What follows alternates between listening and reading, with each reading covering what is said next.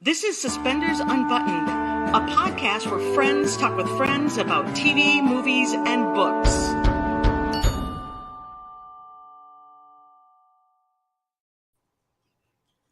Hi, everybody. Welcome to Suspenders Unbuttoned podcast. My name is Sarah. And I'm Julie, and today we're excited to welcome director Ruby Munro. Hi, Welcome, Ruby. Welcome back. Thank you. Nice to see you again. So nice to see you. Thanks for being here again and putting up with us. Oh, no, it's a pleasure. I think it might be the other way around and putting up with me and maybe the guest that might show up. Maybe the guest. And the puppy babies. The puppy will probably show up, you know. We love that. We love that. He doesn't show up. He's on my coffee cup. Just Oh my gosh. So That's cute. so cute. That's really cute. Things in film make for you as presents. Oh, yeah. Hey, just a reminder that are you on your computer, Ruby? Yeah. There's comments on the right side of your screen. Okay. So you can see those. Dear Hallmark, hey, Dara. Hi, Dara. Is Julie by the accent wall? So I've been on this gray wall the entire time talking about how there's really an accent wall in this bedroom. And so I just spun around the bedroom, so I'm on the accent wall now. Yeah, she's on the lipstick wall. Yes, I knew comments would blow up first about the new background for Julie. Ruby's like, I think it's the same color as the lipstick I'm wearing. So it's perfect. It's perfect. I when I was watching the Wedding Veil 4, I realized it's coming in a little more maroon right now, but it's actually like the exact same color as Peter and Avery's accent wall in their bedroom. I'm like, hey, that's the same color as the wall in the well done. just need to spin her around. So and threw up a few albums, and they can slide, so I can change albums. So you know. What have you got there? Pat Benatar I recognize because that's from my era. So local band right here, Prince and the Revolution. It's Prince. Purple Rain, local band. Of course it's Purple Rain. Now I can see it. Yeah. Right. Pat Benatar, right? And then Journey Escape. Of course it is. Nice. See, you have more choices. We could easily hang out. I know, but I'm just like, right. We could watch Princess Bride and then just talk forever over great music. Yes, over great music. I can change out my albums. I've got piled up sitting over here, and I can just flip them out. The real dog show. I love it. And there's the puppy. Ruby, who's your puppy? This is Enzo Winston Fortuna, the magical Enzo Winston Fortuna. He's magical. And Fortuna. He's 4.5 years old, and I was working on a show called Magicians, not as a director at the time, but in my previous career as a script supervisor. And Enzo showed up in a box of magical puppies. He was 6 weeks old. Oh. And I looked at him, I thought, oh my God. And Terry and I had not talked about getting another dog. Our other dog had passed away. And I took a picture of him with the palm of my hand, and I sent it to Terry. Said, we need this. And he said no. And without any thought, I texted back and said, you're wrong. It's too late. You just send back. My heart had already decided. Yeah. I didn't know that, but it had decided. Oh so my gosh. 2 weeks later, we welcomed Enzo into our little worlds. Oh. Yeah. Wow. So cute. Enzo's perfect. Oh my gosh. Facebook, is that Sandra on Facebook? She's seen Pat 100 times. That's crazy. Pat Benatar. Oh God, 100 times? That's what it says in the comment. I actually saw Pat Benatar and Journey live together. So did you really? I have did. seen both back in the 80s. I saw them not that long ago. My kids bought me tickets. When you raise your children right, they buy you Pat Benatar and Journey tickets for your birthday. You know, or Fleetwood Mac, or mine's got some pretty good taste too. Yeah. Yes. Exactly. It's perfect. Oh my gosh, Enzo's so cute. We actually really so Ruby's a director, and we are excited to talk to you as a woman director. So we have some more comments. Let's start with talking about your last film was A Fabled Holiday. Yeah. And we got to see it together. Yeah. I will say this until I'm 100 and doing films. In case I never get to see one with a live audience again, which I hope doesn't happen. to have that experience where you're in a room of passionate people who want a good story, particularly in the Hallmark universe, and to be able to experience their emotions on the journey of your film is nothing I did for Christmas even came close to that moment on December 5th. It was great, or December 3rd. It was great. I love how the fans watch them live a little bit like a sports event. Yeah. Because it's right, it's very interactive, right? Super fun. We have really enjoyed the movies live at these events with the stars there, the directors. It's just like it brings everything together. It's super fun to see. It's phenomenal, and to have that sort of that kinship and camaraderie with your cast, that everybody wants to stay together and play together, right, is another bonus. And I will say, that magic doesn't always happen. You always get along, you always create something wonderful together, or you hope that that's what you've done, but you don't always form a bond that makes you want to stay together and play together for longer. Right. So that's its own exceptional gift. So, with Ryan and Brooke, I'm incredibly blessed. Yeah, that was super fun. That was fun. And then you did a little panel after. You were up there, right? I did. Yeah. I remember Brooke and Ryan, but were you there? Yes, you were there. Ruby was up there. She was. That was Friday night. There was a lot. In a ball gown, no less. In a big ball, yeah. In a ball gown. You look spectacular, first of all. That was stunning. Gosh, yes. And like we mentioned last time, we got to watch this fairy tale movie in these gowns. It just kind of elevated everything to a whole nother level. I think it beats watching it, at home in your pajamas, I think. No matter which way you got to watch it, you still had the choice of having a glass of wine in your hand. True. Yes. 100% true. That was a bonus for me, anyways. I'm sure there's a few other people out there that would agree with that. There's a lot of people walking around with a drink in their hand. There was. It adds to the fun and the engagement of everyone there. But yeah, so we got to your panels and hear you talk about it. The movie was super fun because Ryan Pavey and Brooke Dorsey were also there. Right. So we got to hear all your points of view. People were asking questions. But I'm going to ask a question that I don't think got asked. So this story was told, a narrator played an important part in this story. Now, from a director's point of view, was that a little harder to work with when you're directing scenes and the transitions? You had to pay attention to the narrator pieces. No, but there's a backstory to the narrator. So no, what you have to pay attention to is the scene. The scene plays under a piece of dialogue that you haven't recorded yet. Okay. So you have to estimate how long that recording is going to be so that you provide material that makes sense to that piece and can be edited to service that story. The challenge we had with this one is that the network never loved the narrator to start with. Oh, to be fair, the dialogue that was written in the original script, though it had its value, it wasn't servicing the story in a way that was helpful. So we were rewriting it as we went. Right. Okay. The narrator originally had a much larger part. He gets introduced in the very beginning of the show when we first find Brooke in the bookstore. And, in editorial, we realized it wasn't working. He looked like a stalker or a it really did. It was no fault of Gerard Plunkett's a beautiful actor. He's a lovely, lovely human. But editorially, it because he didn't have anything to say in the beginning, asking yourself why he was there. Like, who's this guy that's watching her? Who's the guy that's sitting with all these kids around him? Like, it was going to beg too many questions from the audience, and we weren't going to be able to answer that in a healthy way within the story. So we changed his role considerably. Yeah. Wow. All of the narration in post. That's crazy. All of it. Almost every word of narration was changed in post-production. Okay. Yeah. So it would better fit what was happening. The way it was written is we felt that it was tipping the audience to what was coming instead of leading them into the questions of what could be coming.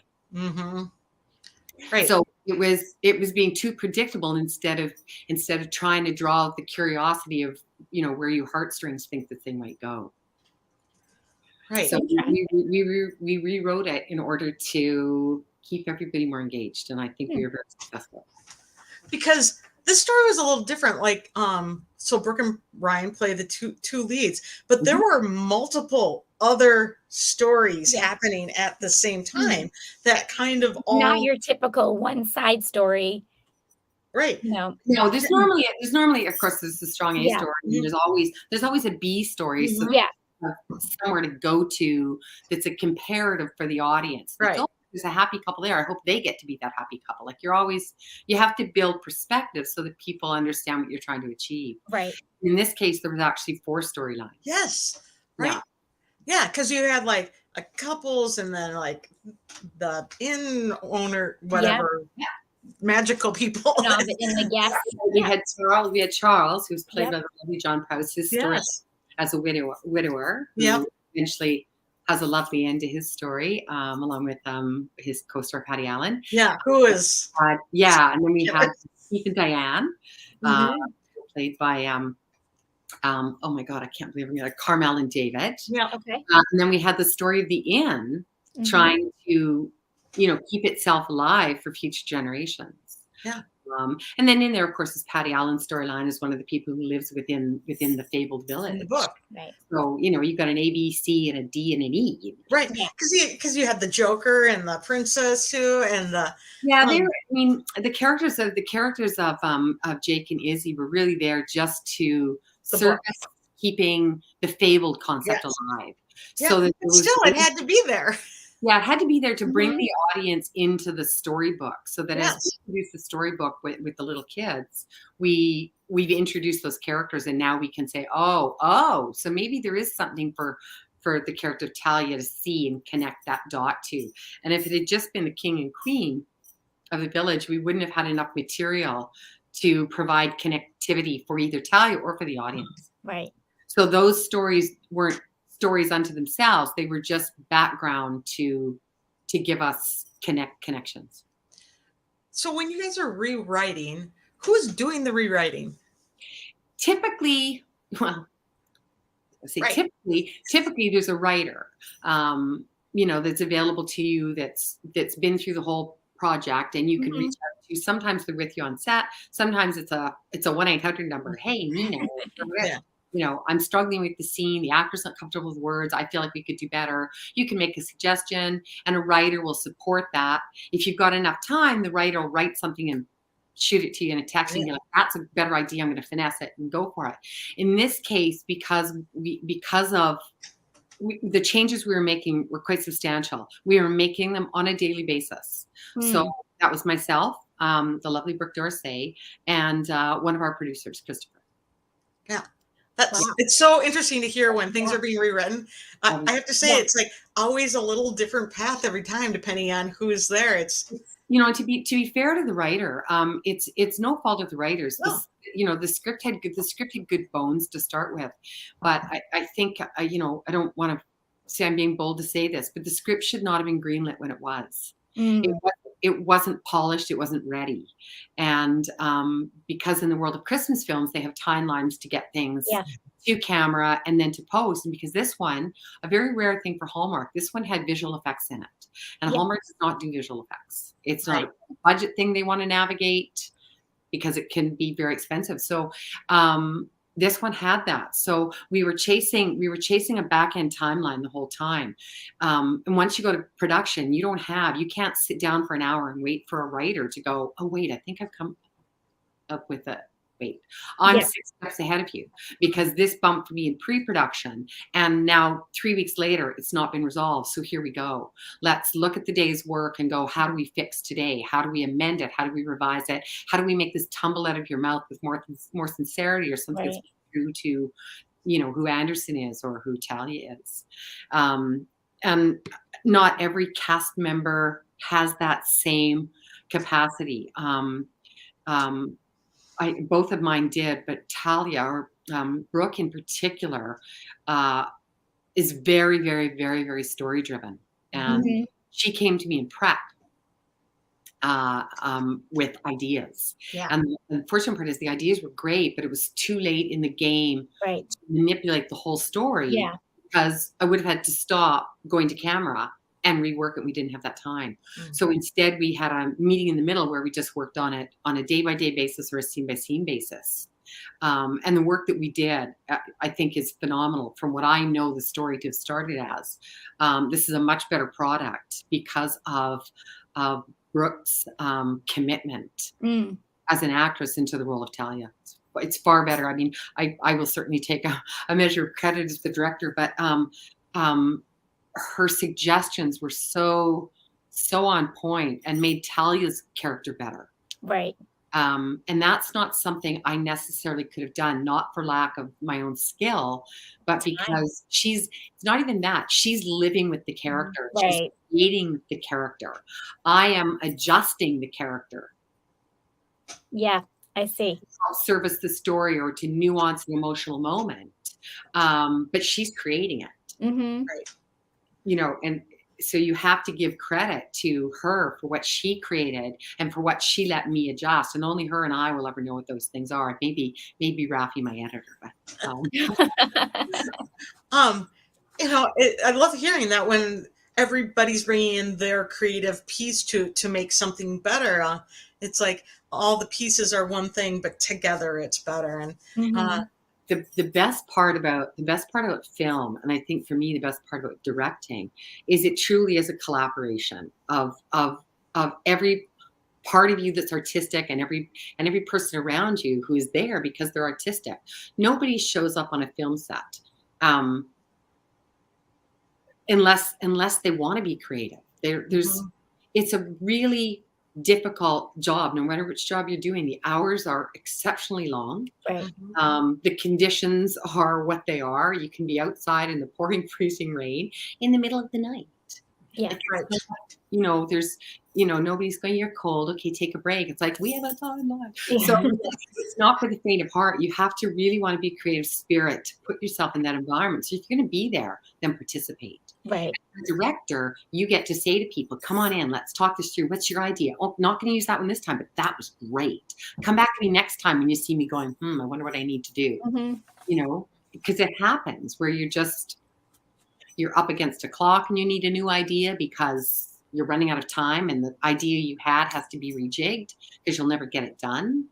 Or an actor's struggling with it and you have to come back to, okay, what's the basis of this scene? What's the simplest thing I can do right now that's going to keep the audience engaged? Might not be big, but what can I do? And sometimes it'll be the dolly girl who goes, you know, if I just went this way with the camera, and you're like, oh. Yeah. Because you get so in your head that Right. you know, we like to think that we can see everything and intuit it all, but sometimes you get so inside it that you're like, I'm sorry, did you say something? Oh, no. Oh, Right. Thanks. Right. No, because they see their part too and how it could fit. So Yeah. Right. Yeah. I think that says a lot about you too as a director, that you are willing to and encourage everybody to work together and share, you know, maybe their thoughts and feelings on how to improve things and, you know, work as a team. So I think that speaks volumes about you. I appreciate that. I'm of things I do know about myself, that is one of them. Yeah. Love that. I couldn't do a project where I couldn't include people and make them feel like it's a safe space to be their best creative selves and just, by the way, just their best selves. Right. You know, it's important whatever we do in life. It could be this podcast, it could be my film set. It's team building. It's right. Better teams make better outcomes, and right. And so it shows up in the films. I think about, you know, my decades as a script supervisor and some of the different projects I worked on. And when I watch a show or when I see an audience's reaction, you know, through feedback online to a show or even an episode, I can tell you what was going on in the background. right. Because you can feel it if it's an uphill fight. You can feel it if things don't gel. You can feel it if cast members don't really get along, but they have to pretend they get along. Right. but you know, I think that, shows up in other ways too, right? yeah, these really amiable environments, and everybody succeeds, and then everybody wants to participate because the reward isn't just the paycheck; it's being heard, it's being honored, it's being part of something that feels good to your soul. Right. More rewarding to work under those circumstances. Yeah. Yeah. There's a question: how long before the movie was filmed did you get the script? I got a script 6 weeks ahead that got basically thrown out. The one that we started prep on, we always start prep on a Monday. Yep. We started on the Monday, I got on the Friday. Okay. So hours, literal hours. And you didn't know who the actors, right? No. So I also, in the world of Hallmark, sometimes you know going in who your cast is because that person has an X number of picture deal, or it's a franchise opportunity. Right. And in this one, I didn't know who anybody was. I believe I got Ryan on the Thursday before we went to camera. So often what happens is they won't sign a number 2 until they've signed a number 1. Got it. Yeah. And what I learned through Brooke is that they'd gone out to her quite some time before that, but she was hesitant on the script. And she did a little bit of homework on me and on a few other people to assure herself that when we hit the floor, if that script wasn't in working order, that we could work together. So she didn't sign until the Friday before we went to camera. Wow. Because of that, so if you don't have a 1 and you don't have a 2, you can't cast the rest of your show. No. Right. So everyone got cast. Boom, boom, boom, boom, boom. We had a short list for everybody else. We knew who we wanted to go out to. But by then you lose people too because you haven't put a contract in place. That same person that was your number 1 for that role, could have been role number 4, isn't available any longer. So now you're going down your list again. So the shuffle of actors. The challenge with the Christmas films in particular are hard because for the life of me, none of us understand why we shoot them in the summer now. We used to shoot them in the winter and they'd air the following winter. So with shooting them in the summer, you're up against a deadline where you have to complete all of your post-production to get them on the air by the time Christmas movies start airing, which leaves you no time for any adjustments, any mistakes, any second thoughts about anything. You're just, it's like being stuffed into a cannon and shot out. Yeah. And hang on for the ride. Yeah. For everything. Hang on. Yeah. And it's an interesting model. And I know when we were at Rama Drama and we were speaking to some of the publicity people from Hallmark, and they'd ask what they thought we could do to improve. And I said, Terry and I both had the same response, is please shoot Christmas movies in the winter. Yeah, right? To give you some time to work through some of these things. Then we're not trying to keep ice on the ground. And we had a heat wave. We were shooting the scenes out on the fairgrounds. We had a heat wave. It was at nighttime. It was 30 degrees. Yeah. So having ice there for snow wasn't a possibility. Right. The network says we have to have snow. It's winter, and you're like, no. Yeah. So that's like 90 degrees. For people who are trying to figure out, that's like 90 degrees. And then it snows. It's hot, and it was hot. And it's hard to hide the deciduous leaves. 35 degrees in the day, and Brooke's got a big chunk and a hat with a pom-pom and mittens, and you're like, how do you not melt? I love you so much for being such a good sport. Right. Every day starts with I love you, thank you, because this is when they should be shooting films, right? Yeah. I got beautiful snow here. Beautiful snow. I know. It's snowing again right now. We are deep into the way past our year worth of snow. So, well, I'm happy to come there and do a Christmas film. Yeah, let's go. Come on, back on track. I have evergreens literally dripping with heavy limbs of snow in my backyard. It's beautiful. Stop. I watch my lovely crew and sometimes my producers and sometimes me running into a shot and finessing fake snow. Yeah, I'm just telling you. Because all of a sudden that tree just loomed because it didn't have anything white on it. Right. Hold on a second. You run in, you've got fluff balls in your pocket. Now, And It was a fun. You guys need to make like a making of the the how to Christmas make. movie. Yeah. We do talk about it, but you know, Like all the silly stuff you have to do. Yeah.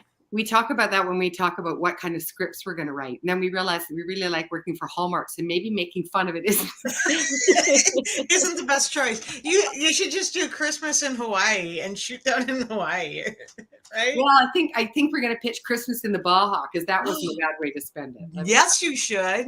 Do you need some extra? Do you need extra hands? Sarah and I can work. Absolutely. We will do. We'll we be will right run. there. We will hold We'll work. things. We'll work for tacos. We will work We'll for work for tacos. Tequila 100%. maybe. We'll just work to come hang out and watch you work. No,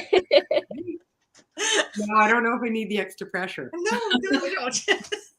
When you're working, you've got 60 people already watching you. You have an entire crew watching you Great. the whole time. And you Right. have to hope that every endearing thing you've done, from your opening speech to welcome to this part of the show, makes them want to help you, not stand back and go, Not hurt you. Help you, not hurt you.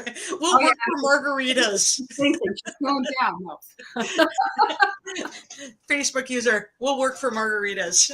I think that's Jen. I think that's Jen Silliman. Is it you, Jen? Yeah. Oh, that might be Jan. We'll I work think for so. margaritas. I saw somebody say hi, if that's her. All right, so Or tell us, Australia, right? what was that? Or Sorry, Australia.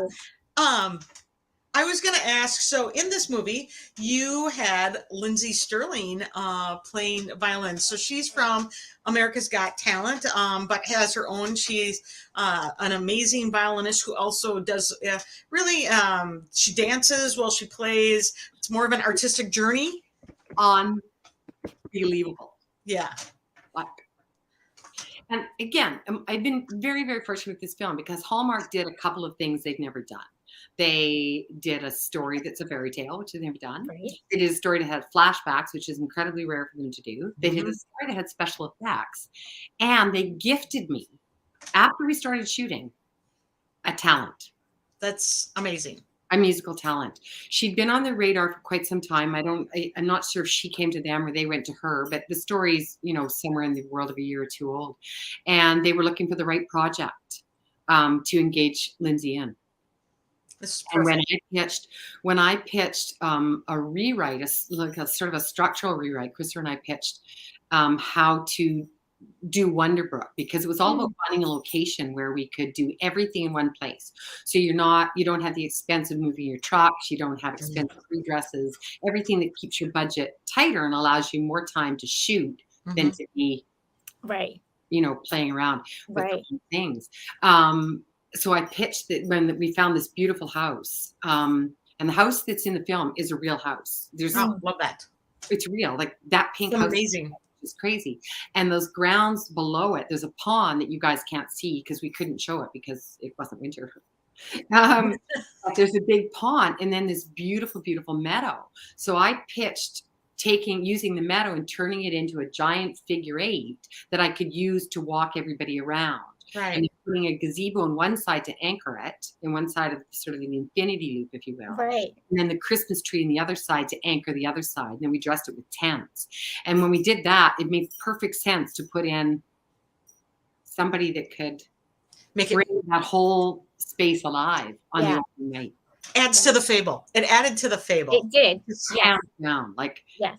But I was so in awe of the fact that they gave it to my film. Like, just, the first part of your brain is, oh my God, I'm so lucky. And then the second part is, how am I going to add this to my schedule? But it was like a perfect fit because it really brought like that fable, the magical spot, right? Yeah. And she is just as magical as she seems. I have no doubt that she knows she's talented, but she doesn't show up like she knows she's talented. She shows up like, I'm not used to being on film sets. Tell me where I should go. Yep. And I do. And I was just like, okay. She's incredibly lovely. I walked into work the other day and we have an Echo Dot in the Central Pharmacy and she was playing.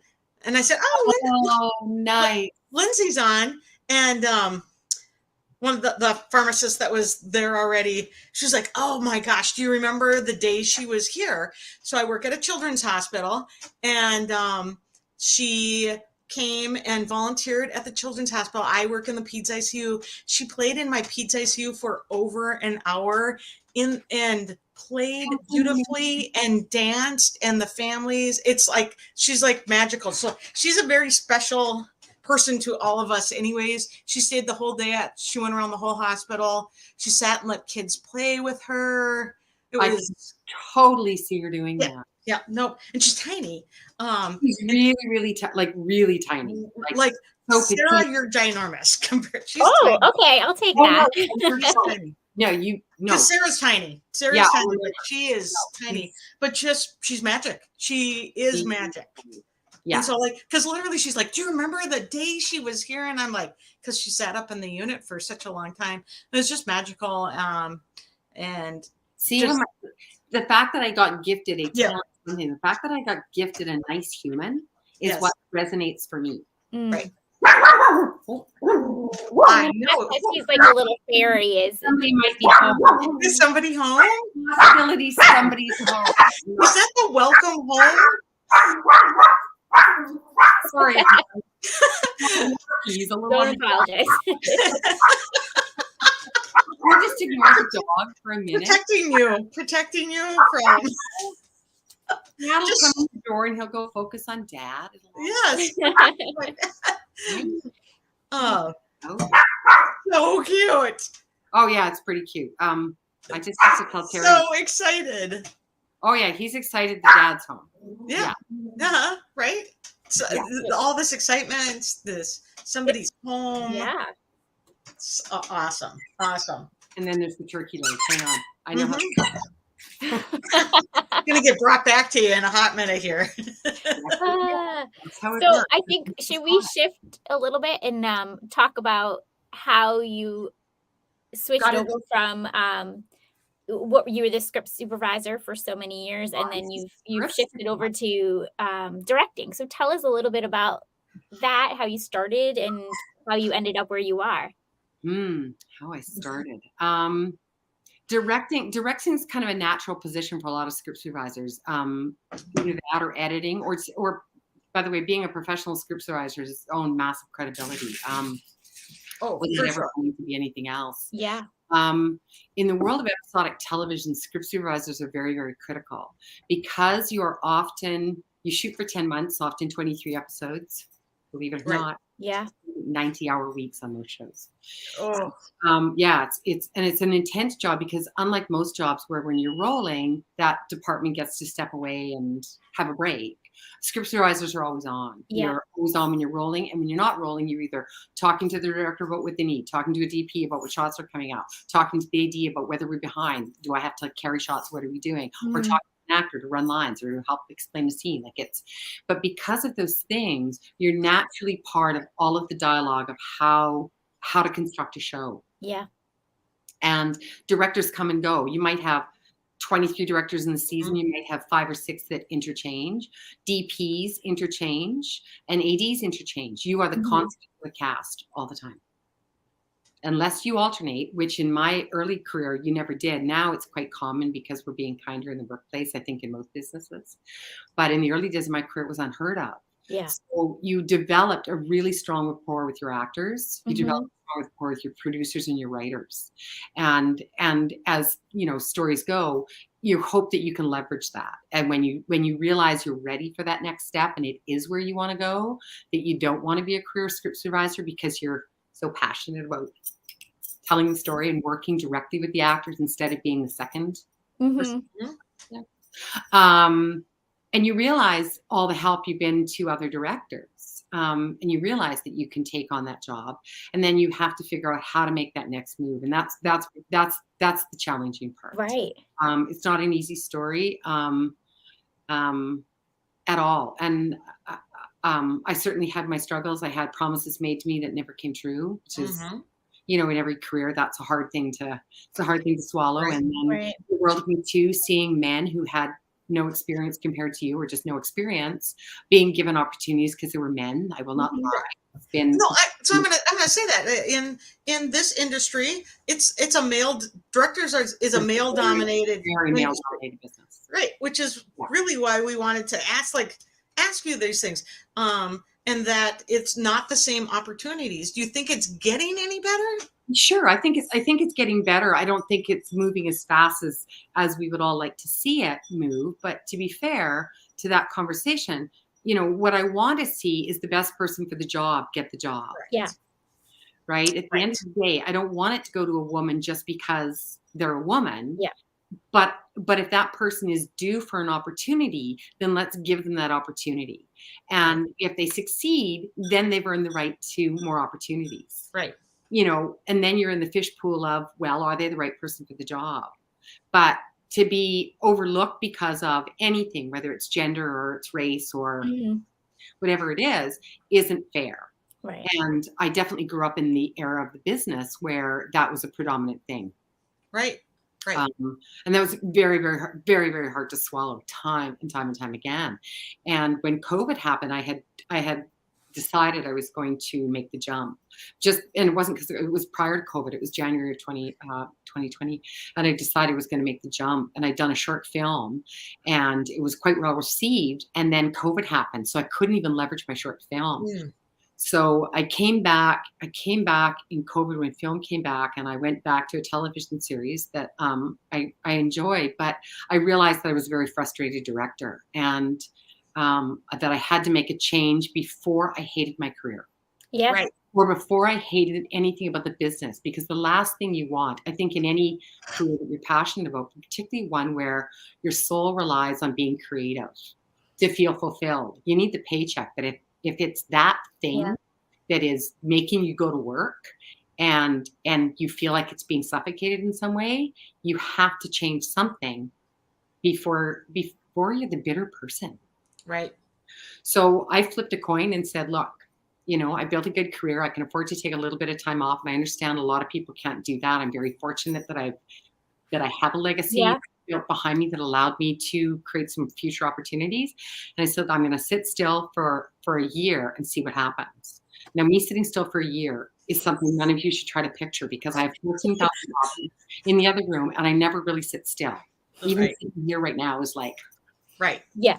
So, but the idea of sitting still for a year was really, really hard. And, but as I say to many people, when you're in this business, when you're not working, you're working on working.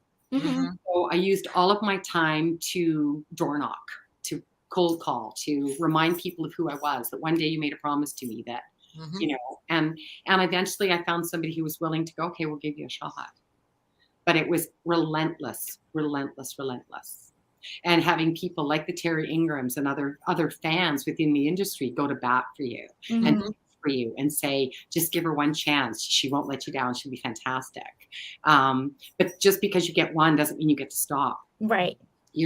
I'm still working on working. I'm still constantly working on working, because there's a million people behind me that want my job. Right. And I'm only a few films ahead of them. So what makes what makes it opportunistic for me to slow down? Nothing. Right.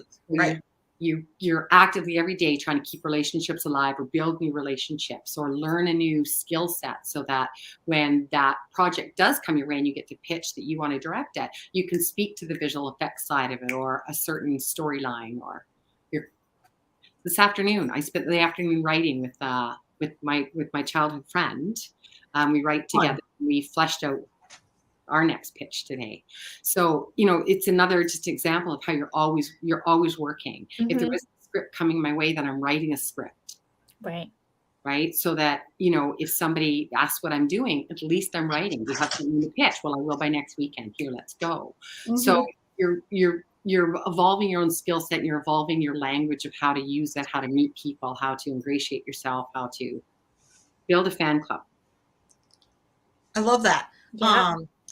You're always building, you're always working, trying to get in the room where it happens, really, right? You're trying to be in that mix, and you just want the same opportunity. You don't want less opportunity. It's Yeah, like when absolutely. people get an opportunity that weren't there yet. You're like, what the heck is that all about, right? Yeah, and that's the part of the game that's changing is there's a lot more equity, I think, being shown towards that, but it still has some distance to go. Yeah. I hate to say, No, you know, you think about all the different people that feel they've been marginalized, you know, whether it's, you know, by race or by gender. And my common conversation is older people are also marginalized because we're not looked at as valuable anymore. And I'm not old, but Right. I'm than the 25-year-old that wants to get in the room. Right. Who doesn't have a fraction of the life story I have that allows me to go onto set and navigate a difficult scene by sharing a little bit of me Mhm. that brings an actor to a place where they're like, got it. Yeah. You have some life experience, and that's Yeah. invaluable. Right. But you get marginalized too because you're of a certain age, and they're like, yeah, but you're not young. And you're like, but I'm experienced. Right. You know, I'm experienced with decades in film, but like decades in life. Right. Right. And not be seen as an asset. So I'm a big advocate of anybody, you know, age related, that opportunities still have to exist. We don't get shut out because, you know, we're not in the 20 or 30 something category. Yeah. Right. Yeah. No, I love your sharing your insight into that. And we know it's real in that industry, and in many industries. Some have come a long ways, and some have a long ways to go. So more power to you for fighting for your spot. Thanks. Well, I would for anybody. I'd cheerlead anybody who feels marginalized. And we're right here with you. You got us. You will be your hype crew forever. Love you guys. Definitely. We will be your hype crew always. You're making me blush. You can't tell because I'm tan. You look amazing. Look amazing. I mean, I could have actually got up a few degrees too, because somebody I really liked just walked into the room too. Is somebody in the room? He made you blush. Hey, I just got. Hi. Hi. Hi, Terry. Hi, Welcome. Terry.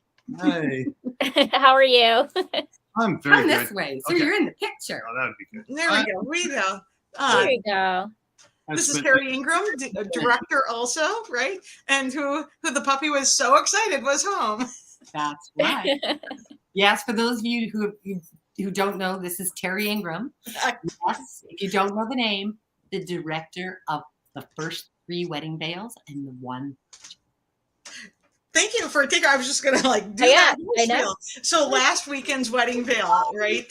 Just aired, and so we're all right off of that one. That's fresh in our mind. And the first 3, because we had you last week to talk about them coming, but now we've actually seen your movie, and we get to ask questions. So I'm going to start at the very end. Because one of the things you're like is like, watch for it started snowing during that wedding scene at the end.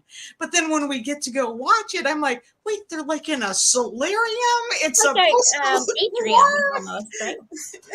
Yeah, when I scouted the set, there were still flowers up. The rhododendrons were surrounding it, and by the time we got to shoot it, that was not the case. So it's life in British Columbia. Right. Yeah, we'd set up a beautiful establishing shot to show this Victorian glass house, and the snow started falling, and you couldn't help it but shoot it. You had to keep going. Why not? right. It's beautiful. Yeah. It was very beautiful. Luckily, we had heat in the place to keep everybody warm. I was just going to say, was there heat in it? Because it literally was a solarium, and a lot of times those aren't heated, right? So. But often too, you turn off heating and cooling systems because they affect sound. Oh, jeez. So how'd you keep everyone warm? Yeah. You can be in a huge place that should have heat, and the entire crew is dressed in winter jackets. Yeah. Because you don't want the sound. Your cooling system makes too much noise. Yeah, the girls, the ladies posted a picture when they were doing close-ups, and they had their cozy coats wrapped around their waists. Yeah. They were trying to keep warm from the waist down while we were shooting. But there was a heater, but of course it makes noise. So every time we roll, we had to turn it off. So You had to turn it off. Okay. yeah, we had a PA standing by the switch to turn it off and turn it on, turn it off. Turn it So off. for everybody out there that thinks making films is glamorous, Yeah. He can explain to you what it's like to be really cold, to have your rain boots on and be in mud so deep it gets over the top of your rain boots. We have stories that will take all of the glamour out of the entire thing. The scene between the two of them when she's out photographing in the woods and and Carlos comes and surprises her. Yeah. Poured rain all day. That whole thing was in the rain. Oh. He was dressed in head to toe rain gear, rain pants, everything. We had to ADR the entire scene because of the rain. We had a 12 by 12 up above them to stop it from raining on them, but Yeah. Oh, sure. All of that dialogue. Oh. It's like you're in a tent with 12 by 12 over you. But the magic of the performances still held true when we got to the into the ADR booth. They were fantastic. Yeah, I enjoyed it. It was really cute. I really loved the secondary story going on. Because you need another wedding. Yeah. Don't ruin it for me. I haven't seen it. Oh, you haven't seen it? Well, there's it's a wedding veil. Somebody's going to get married. They don't always air in Canada the same time they air in the US. Right. But this one wasn't it on the W? I think it did air. It might have been, but to be honest, we cooked a Mexican dinner party. That's right. We do a lot of DVRing. We do too. Yeah. Right. Yeah. To get things watched. We were watching this one live though. No, it was super fun. When you're shooting the wedding veil, and so like the veil is actually a big piece of these stories. It's going through all 6 movies, right? And so as a director, do you have to make sure that the veil is like in the shot and it's actually getting a spot on the screen? Yep. Yeah. Right from the very beginning, select the veil. We selected the painting. We repainted the painting a couple of times, and really, right, to get it right. And then when we finally got a veil that we liked from our costume designer from Geraldine, then that was made. So and then we repainted that over it, so we knew exactly what it would be. And then it was like up to all of us to make sure that veil got to set, got to carried from one place to another. Got it to Italy and brought it back, and all those sorts of things. Because there's one veil. There's one veil. There is one. Geraldine is like, normally you have multiples of these things, but not in this case. Not in this case. Yeah, that was my favorite story. Right. To hear about. Yeah. Yeah. Her making the veil. But it's like you need it to show up in each one of these movies. So in this case, I think it's no surprise to anybody anymore that every single one of these has a wedding associated with them. So you got to get that veil in there. And then I was thinking as I was watching this one, it's like, wait, you actually have to think about these shots to make sure that we see the veil, right? Yep. And we can tell it's the same veil. Like it can't just be some random veil there. We need to know it's the veil because that's where the magic is, right? Well, and that was, knowing that we were going to establish this new set. The movie. We had to establish this new set and have that little party sequence. It was like blocking all of it around. Where do I place it? And my original intent was to place it in the back room because it made sense to me in my head. And then when I walked on the set the day I was going to shoot, I went, that's not the place it should be. And I moved it up front and reblocked that whole party sequence and reveal an hour before set. And just kind of went, okay, this is way, way better. You always got an A and a B plan and a C. And a C. But yeah, it was, it is the story. It is what it's all about. Yeah, I love that. And we'll get to watch it go to Greece next week. So yes, it does. That'll be interesting. And it actually has to go with to Greece, right? Because there's one wedding veil. Got to get there somehow. That's crazy. Who is Geraldine in charge of the veil for all these movies, or who takes the veil? Yeah, pretty much. Yeah, I think Geraldine ended up going to Greece too. So yes, Geraldine went to Greece. Because that's great. Because she didn't get to come to Europe last year. No. Right? Yeah. And they posted some great pictures, so it was fun to see them get to go. Right. Yeah. I had another question about I know the you writing. did. That's why I was waiting for you. I'm just like, wait, what was I going to ask? I was really like, how do you make sure to make a wedding veil show up? Like I'm trying to, that's another one. It's like, is it hard to get a piece of material to show up like that? Like to show up on screen in the detail you want it to show up in? The tricky part actually for the wedding veil is how do you carry it and see it? Mm-hmm. You don't want to just be, so there was a lot of discussion from the very beginning about putting it in a package and carrying it through a shot and then having to pull it out. What kind of package is it in? And most of that material you can't see very well. And so we ended up making our own bag so we could see the veil in the bag. Yes, because it's a garment bag, but it's clear. Yeah, it's very clear. Yes. Right. Yeah. So you made your own garment bag. I like that. That was creative. But I'm just like, how do you get that to show up as somebody who's lighting probably, right? for sure. But still, it's lace, and there's a lot there that's not going to show up. Well, you can even like in the film when it's in the museum, they actually have it on a mannequin head, so you can actually like see the veil there before the misadventure happens. Yeah, and there was discussion about what size it should be and how big it should be and all those things. So we took it out in the prop shop and in the office. We had it on a different heads, and then we go, let's go with that one. I want to see the heads line. Oh, let's try that one. No, yes, no, right. The things you don't think of. Right? Which head should it go on? Back to that thing you said earlier, we should do a behind the scenes. Yes. That would be funny. It would be really fun trying to pick heads. I mean, who would think? But yet it was prominent in that whole scene. Like you had to be able to see the veil. It was on the head. Which head do you choose, right? Yeah. That's like pivotal to the whole story, right? Because you touch the veil. You touch the veil, you're in trouble. Mm-hmm. You can say no, but it ain't gonna work out. It's not gonna work out.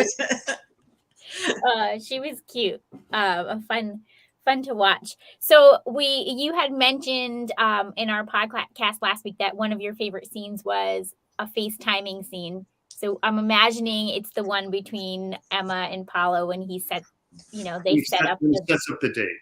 Yeah. So that was really cute. Wasn't it lovely? It was. It was cute. I was like, why doesn't my husband do things like that when he's away? It's not a Hallmark movie star. Because he's working. For partners, it could be. Yeah. It could happen. Okay, so directing, when you're shooting all those screen time scenes, you had computers or phones. How do you shoot that as a director to make it feel like we're part of that conversation? Because normally it's just between you and your screen. You're not trying to bring other people into that conversation. So how do you shoot that so we feel like we're part of that conversation? Well, because they have so many, I think there were 11 phone calls. There was a lot. And every single one of them was written as a FaceTime. And I went, okay, I'm going to go crazy doing this. So some of them I felt necessary that they should just be a straight phone call. Mm-hmm. And others where you want to see both people at the same time, then you do the split screens or you do the FaceTime stuff. And for me, what I'm doing now is because I'll establish the space they're in, a wider shot and a closer and an off angle, and then know that I'm going to have to burn something in and do a visual effect on whatever they're holding, because you can't shoot these at the same time, not always. And so whether it's a phone or whether it's a laptop. And I've found recently that actually shooting with the new high-end iPhones work really well for playback on screens. Oh. So I've done things where you're doing a FaceTime and you're walking. Mm-hmm. I'll put it on a stick, and the actor's got their hand close to it, Uh-huh. right? And we're shooting it, and the DP's holding on to, or the camera operator's holding on to the little selfie stick and operating and making sure you're in the frame, and then use that footage to play back on what the other. I love that. Love that. fun facts. Fun Everybody's Terry's fun facts for cell phone footage, Yeah. right? Those are hard though, because you can't guarantee that you have the other side recorded. Depends where it is in the schedule. And you can't guarantee that the day you shoot it, the actor they play against is in the city, let alone on the set. So what happened on that first day with Paulo, he shows up and has to do all of these phone calls. Well, Autumn came in and sat down and went through every single phone call with him. And so that she was there for him. And then when he had her cadence and knew what he was expecting, then she went off to spend her day because it was a day off for her. But they had all those connections and worked out the speed, so he knew what to expect when he was doing his side. Yeah, it's really hard if you're the first person doing it because you don't have someone to play off of. Right. The script supervisor would normally be the person that would read the off camera. So in a case like that, the script supervisor would already know how Paulo would talk or how Autumn would talk. So you can lend something to it, but you're not doing the emotional value that character is going to give their scene partner. Right. Mm-hmm. So it can affect the other side when it comes around if you shoot it without your real castmate. And then it comes around, the other person goes, play me back what they did. And you're like, oh, that's not how I saw the scene. So it's a tricky balance. Yeah. Because they have scene chemistry from the previous year, there's a win. There's a win in that. But if it's the first time it's happening, you don't know. You don't know. Mm-hmm. You don't know. Yeah, you made it work. Actors to talk to each other beforehand, whether it's even a phone call, just so let's just read the scene so I know where I'm coming from, where am I going, just so I know what to expect. And often, of course, with actors, they'll go, "Can I change this line just a little bit?" And then that meeting changes something, and so there's always those things you got to work through. Right. I just think you would maybe see one or two of these things not even that long ago, and then Saturday's movie, it was like, holy buckets, there's a lot of screen time, which is actually kind of perfect. COVID pushed so many of us into a lot of screen time, and it was just very real. It felt very, very natural. This is how we live our days. We're walking around and that our communication, and instead of talking to each other like this, we do a lot of this now. So it felt very real, but partway through, I'm like, how do you get all that? So you also have to then burn an image onto the phone a lot of the time too, or to your computer screen, right? Exactly. So that's all done in post-production. Correct. That just feels like a lot of steps. Yeah. So how long do you generally get? Sorry, what was that? Or you just cut to the phone call and forget about all the screen. Right. Especially if the film's long, you're like, which part can I make go away? Right. Less than the day. Oh, I didn't like shooting that part. Let's Cut it. And that's gone. Did not make the director's cut. So how long do you usually get post-production? Oh, that's a loaded question. Oh, well, when I did my first MOW back in '98, I think I had 12 weeks for post. Right.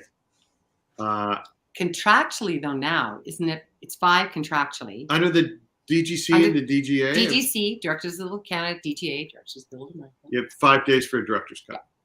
But we don't get 5 days. Right. No. I was going to say 4 days was my guess. I got 3. Okay. Okay. Well, sleep is overrated. Yeah. You could fight for your 5. You can fight for your 5. You'll give up something else if you get your 5. Mm-hmm. So now they're posting the movies in 4 weeks. Yeah. From the time we finish them till they're on their air is 4 to 5 weeks. Yeah. That's a crazy timeline. It's incredible that you're able to put out quality.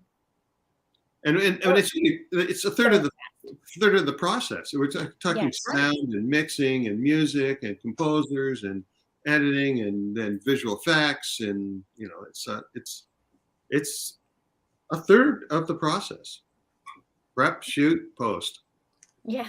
Right. That's crazy. I mean, and everybody knows that what what the music, whatever music is chosen or how it's edited can change the whole feel of. Immense. Yeah. A piece of music changes things. Yeah, a score can misdirect an audience or fully direct an audience. Right. Oh, for The sure. music that you buy Can elevate a scene. and then you want to re-edit it when you've got that piece of music and go, wait a Yeah. second. You know, it's like, can I go back in and open this film back up because now we've bought this piece of music? Like, I remember That you didn't know you were going to have when you were shooting that part.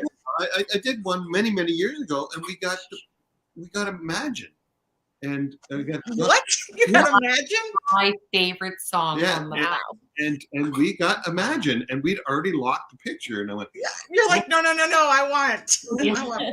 now that I've got this song. Yeah, because it's right. It's not just like, who was that artist? No, it's Imagine. Everyone knows that, right? So, You're sort of taught in directing to hear a film as you're reading it, like hear how it's going to be scored, hear what the emotional value of it is. right. So you go through it, and your editor will go through and temp in music that maybe your editors suggested or that you said, let's try this, let's put this in, oh, they may not be able to afford it, but let's lay it in, cross our fingers. Yeah. Because you know the vibe you're going for. And once in a while you get lucky. Once in a while. Right. They can afford the piece you've suggested, or they decide it is that piece that's going to elevate it to something. Yeah. Yeah. Once in a while. Right. No. That's right. cool. That's interesting. Yeah. And we've heard a few times, like sometimes they think they're getting a piece, but then they're not getting a piece. And right. That It's the cost. It all money. all comes out of money. right. Everything in the world. It's a business. Yeah. It's a business, and you got to get in on budget. It's one of those things. So Terry, what was your favorite scene in the movie Inspiration, and why? Can't help him. You know what? I really like the scene where Paulo comes home in Act 1 and comes home and gets the information that his dad needs to go to the hospital, because it has the joy and the happiness of the three ladies together spending one night together, eating pizza. He gives them a hard time about the pizza. Yeah. That he's Italian and these guys don't know how to eat, and there's lots of life and fluff in it. Mm-hmm. And then it turns, and my dad's ill, and I got to go home. Yeah. Mm-hmm. And the subsequent scene of them, right after that, upstairs packing the bags, and we got to get going. Mm-hmm. Right. That was like right at the beginning of the movie, and it's just like, okay, we've got a movie that's fun. People are in love. We've got girlfriends, and now we have real life trouble. And those are authentic moments. Like, people often have a life moment that they can relate to, where that's happened. You get the phone call. Yeah. Yep, you get that phone call, and then you don't know how long it's going to be, or there's a lot of unknowns, right? And so, no, I love that. The conversations it played out very real, like, Well, like that. From the very beginning, those two are so good together. Mm-hmm. Right? And I have to say, I think this was Casey Roll's first time on a Hallmark movie, and she's darling. She is darling. I just love watching her work. I love what she brought to the movie. Anything that she did with Emma was so much fun. And then her and Carlo found a bit of magic, and it was an absolute treat to watch. Yeah, no, that was a fun storyline. The whole, like, I don't want the veil. Yeah. Everybody else is trying to get to the veil, and she did that. Block your ears. What do you say we play a little game? Okay. Must be getting close to the end. Before I play a game, I have one. Just somebody that's commented about Winter and Vale being one of a film they really liked, Terry, along with Chesapeake Shores. So in Winter and Vale, there is a cameo by Enzo and myself, just so you know. Really? Enzo too? Well, I'm gonna go look for Enzo for sure. You'll spot Enzo before you'll spot me, but I am with Enzo, so I'm okay. So when we spot Enzo, we'll know you're right there. I've seen that how many times? Very stylish gray jacket. Oh, okay. I have seen that so many times. We're gonna have to track that down. It's been a while since I've seen that one. Yeah, so. we're gonna go looking for Enzo. Yeah. And then there you'll be. There I'll be. And Just a little Easter egg, just a little, you know. there's a lot of no way. Where is it? So how far into the film is it? Do you know? Like, what scene? Boy, I don't really- It's one of the scenes where she's walking through the village. So I Yeah, don't we're in know. Vale. So in Vale. Okay, so walking through the village. In One of Vale. the- All right, Okay. we'll need to find that. all right, somebody get that. Just for Enzo's fans out there, because I know, you know, there's a few people that think he's adorable. So There's a lot of people. That and many movie credits, not just The Magicians. He has many. Winter in Vale is also not his most recent, but it is a Hallmark. Okay, well, maybe Enzo needs his own Instagram I was account. just thinking that. Yeah. He has his own Instagram account. However, his manager really is not awesome at updating. His management's not good at keeping it up to date. Not. No. His manager would be spoken to later and asked to get on top of that. Well, there you I go. love it. There you go. Sandra wants to know, does Lacey pet Enzo? Lacey loves Enzo. Okay, In Winter in In Vale, the does movie. she? No, camera? no, not on camera. not on camera. Okay, Keep looking, Sandra. Oh, Katie. Katie. Yeah, they're over there. I've seen that movie. Now everybody's like, wait. Enzo's in a couple of Lacey movies. I Lacey think. movies, I think. Yeah. Kids Lacey likes Enzo. So Come on, cute. who doesn't like Enzo? Just look at him. You know, Terry needs his own fan club, so Enzo and I usually show up because Right. you know, and once in a while somebody goes, "Here, put this toucan mittens on." You're like, "Me?" Yeah, okay.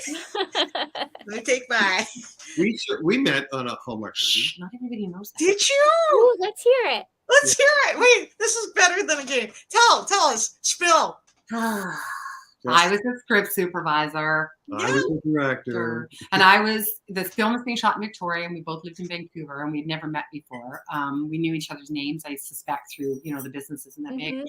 And I had some life stuff happening that was sort of trying to keep me anchored to Vancouver. Excuses you can make in your life for not getting on with your life. And I was using a lot of excuses to just, you know, I don't know, not move forward in certain ways. And through the insistence of a very dear friend who was producing a film, he convinced me the right thing to do was give myself a break from the challenges that were being presented to me in Vancouver and do a job in Victoria for 3.5 weeks.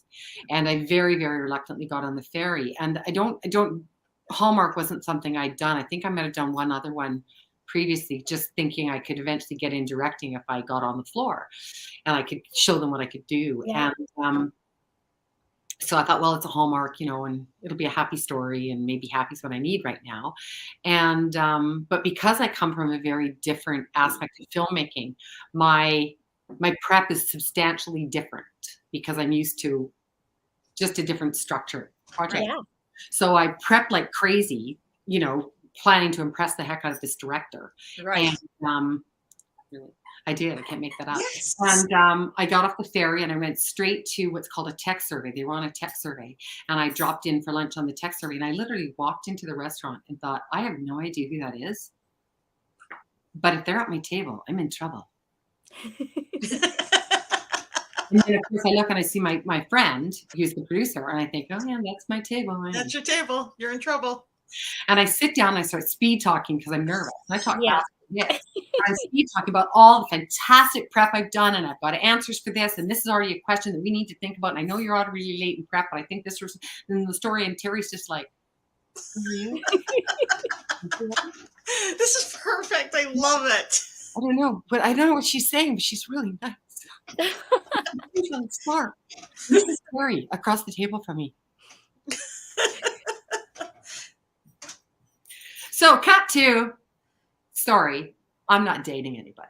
And he had his own story going on. And so we had a fantastic project working together and went, see ya. Uh-huh. See ya. We both had Yeah. some things to sort out in life.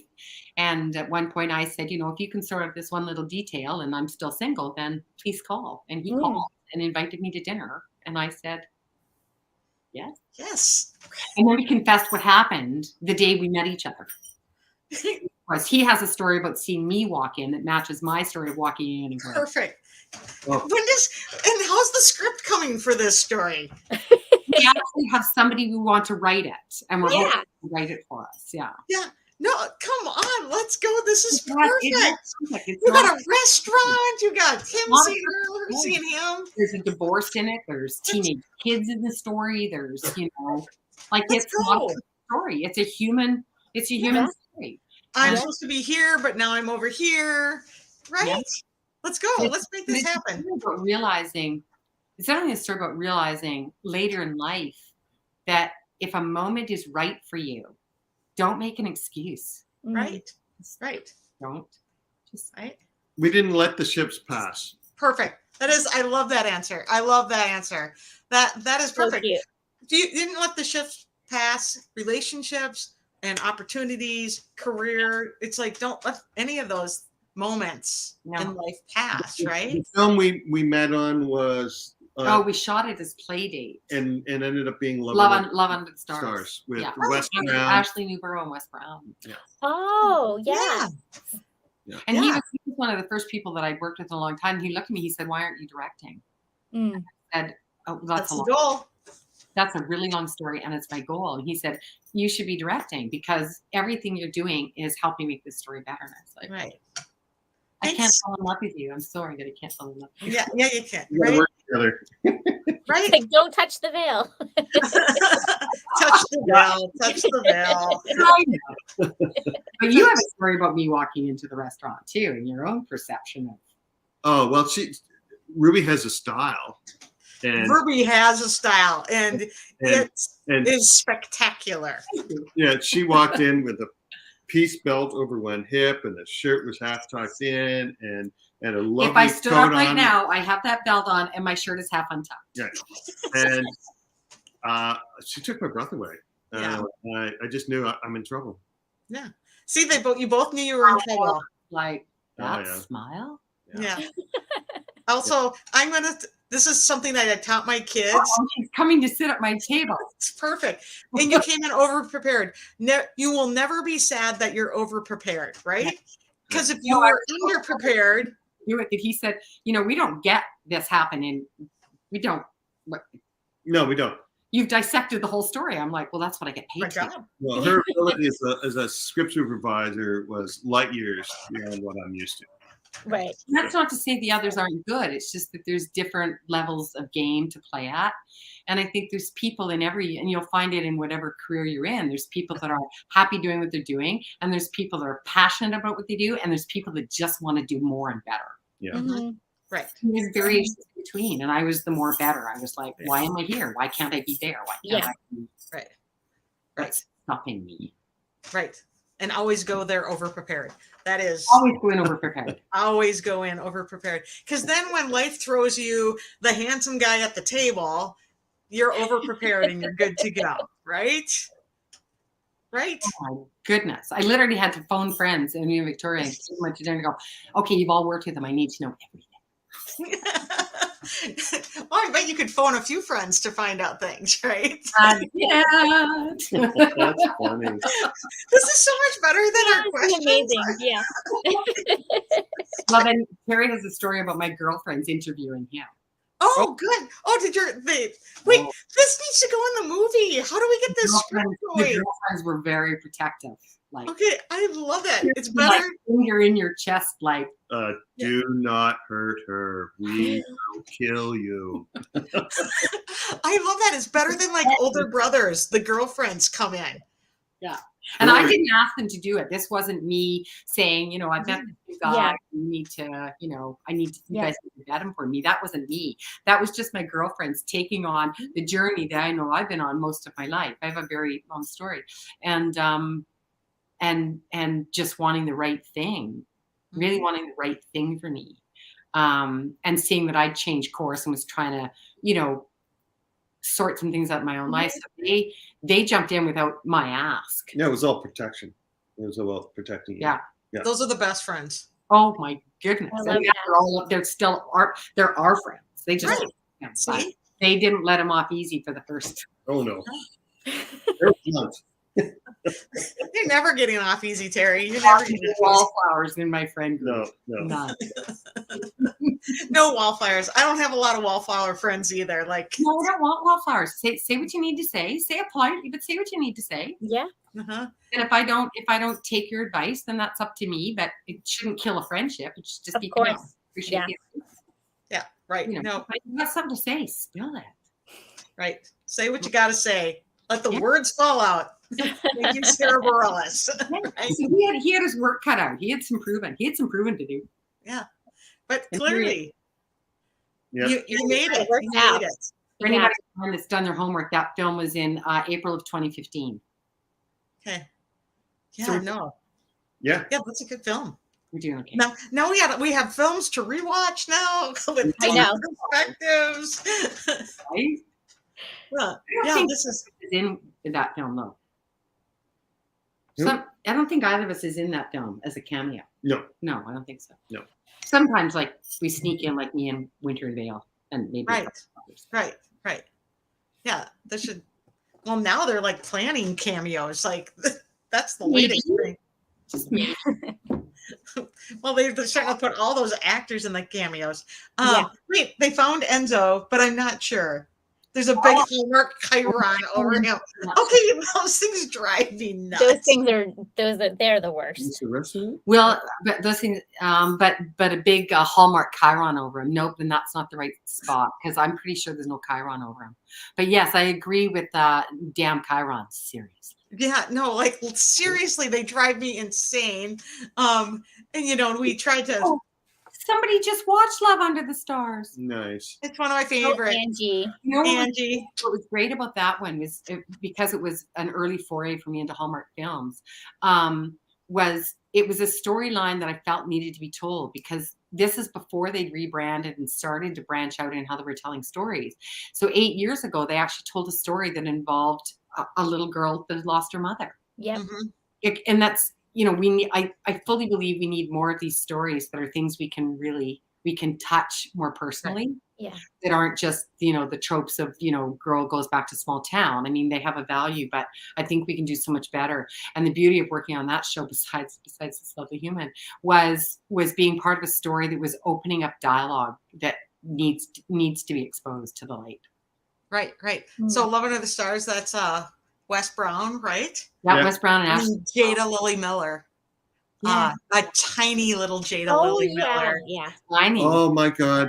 she was adorable. She's When it came to the scene where she had to cry in bed, oh my gosh. so she walked up to me and said, I need to sit in the bed. And we were still lighting. They said, I need to sit in the bed. And I went, okay.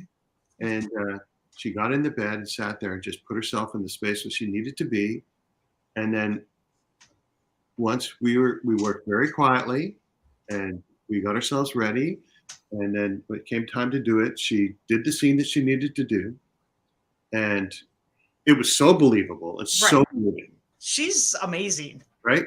And But at that age, like at that age, and she she had us all like In behind the tears, monitor. right? Just So yeah, Sobbing it was now. incredible. It was Yeah. simply incredible to watch her work. So Yeah. yeah. And then her and Wes also speak French in that movie too. It's like one of my first movies that I was like, this is spectacular, right? So this is just very fun that you're like, it I was just this love that movie. we I'm like, together for that. Right. Yeah. That makes me happy. Right. We were sitting in the doorway. Crying. okay, that movie is like one of my favorites, and It we is. regularly. I Yeah. mean, we still. Jada is on When Calls the Heart. Still, she plays. Yep. Yeah. Allie. Yeah, she plays Kevin McGarry's daughter in on that. We Right. call the heart shoots here. Yeah. Yeah. Right in Langley. Yeah. Yeah. So, no, so it's like fun to see her from that. That's she's got a couple others where she's really tiny too. There's that cookie one too. But it's that movie with Wes and that bedroom scene where like you're just like, When holy, she says, "I'm supposed to cry," that's what I'm supposed to do. okay, no, she's that was- she's that was pretty amazing to watch. So, anyways, it's just fun that we're talking about that movie. Like, there's right. I know that movie very well, actually. Yeah. So Yeah, and now there's a whole nother layer behind it. Right, to a whole you nother watch. level. Yeah. Us working together, making a movie. okay, see, and that's the best. I love this so Final, much. final scene in the movie where they're on the bench Yeah. Yeah. on a mountaintop in Victoria, right near where the big Mhm. boy, that's hard to say. The big Observatory. observatory is. And it's an overcast day. It rained all day. It rained all day, super overcast. And the overcast part's good for lighting because you can light Yeah. you know, Yeah. Mhm. you're not trying to diffuse everything, which takes more time. So it's kind of a win, but we're about to do the final scene of the movie, Mhm. which is supposed to be hugely romantic. And we got no time. The sun's going to go down, and literally the clouds broke.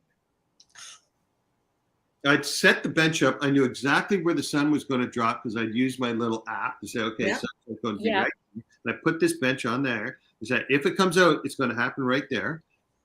And it did. Ugh. It's Terry magic. We keep hearing about it. It's Terry magic.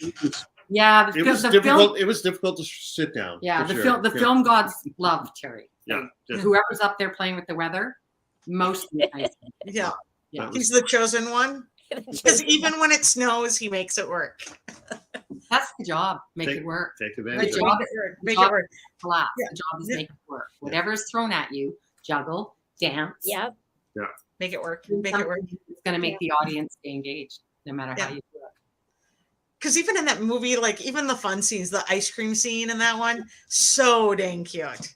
So cute. So yes. Yeah, shot on the pier in Victoria. Yeah, Yeah. All these places I've never been because I've never been. telling you, you got to come up and hang out with me. We'll watch Okay. The Princess Bride. We'll listen to some great music, and we might drink margaritas. Yeah, let's. I'm in. Let's we go. just need to get our passports renewed, Julie. I'm serious.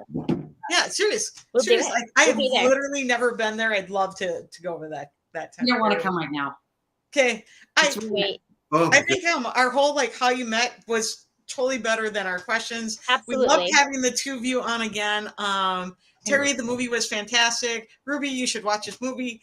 Ruby, I have to watch it so that I have to watch his wedding veil so that we can watch the next one on time. on Saturday. Right? Okay. Sure. Oh, perfect. I have a I link. like it. There- Oh, I want to go to the gardens. The Bouchard Gardens are amazing. Let's go there. Okay. Come over and we'll go. Somebody else offered to help with Enzo's Instagram page. Please That's it, find Sandra. me on Instagram and send me a message, and I'll take you up on it. Oh, she's like the queen I'll of have fan managed pages. So So fast. Yeah. She's on it. Yeah. No, this can probably this is gonna happen for you. provide endless pictures of Enzo that will make your heart like. You guys talk because the Instagram page is gonna happen then. Like Okay. it'll be the best Instagram page out He there. has one already. I just haven't actually activated it, but he has one. It's called High Ends. Perfect. I believe that. I right? gotta tell you, he looks all sweet and innocent. Trust me. But he's high end. But he's a high end. Okay. Oh my gosh! Right? Yeah, she's Okay. sending you a message, so you'll have to check it later. Right. But we Perfect. should probably end this because we've been chatting for so long. It's been so lovely. This has been a blast. It Thanks has for been a joining blast. us. I don't think Terry knows that Dara's on. She said Yeah. hi to you, but you weren't reading the comments. Yep, So yep. Dara is here. Hey. Yeah. Yep. Dara's on. We love Dara. Yeah. So there's been a few people here that were all at Rama Drama. So it's Oh, super fun. fantastic. Sharon's They're on there, only Bonnie. they're showing up as names that I either can't understand or as Facebook users. So Right. I apologize if we've met any of you and we just can't identify you by your comments. But if you were at Rama Drama, thank you for making it so fantastically magical for both of us and helping create an experience that we want to do every single year. Yeah. No, for sure. Thanks for joining us. So you can catch we can rewatch all the movies that we talked about. A Fabled Holiday was Ruby's movie that she directed for this Christmas, and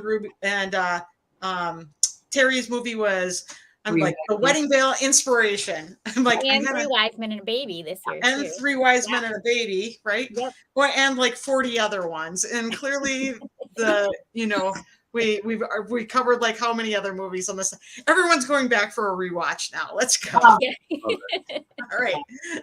It's amazing. Thank you. Hang on for 1 second and we'll say goodbye off camera. But thank you everybody for watching. Thank you.